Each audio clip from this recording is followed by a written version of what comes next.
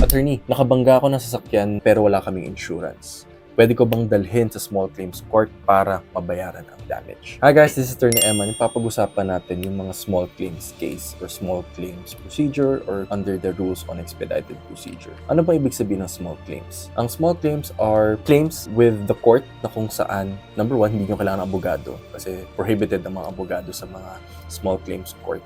Ito yung mga MTC natin.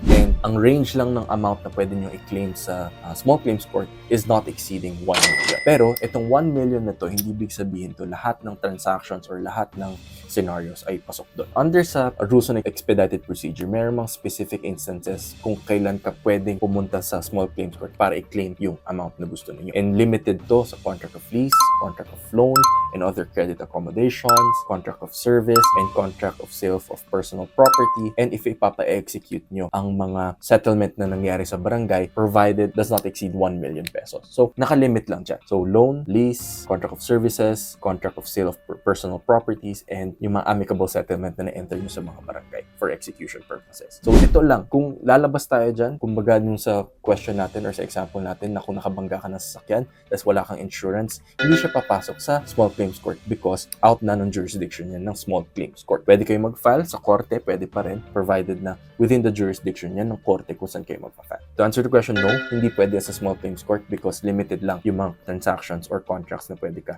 sa small claims court. Okay guys? Lagi yung tatandaan. Ang batas natin lagi may rules and yung rules na yun, doon nakalagay kung ano yung mga posibilidad na subject matters or matters na pwedeng i-take up ng court under that jurisdiction. Okay guys? Alam nyo na, this is Attorney Eman and your emancipator.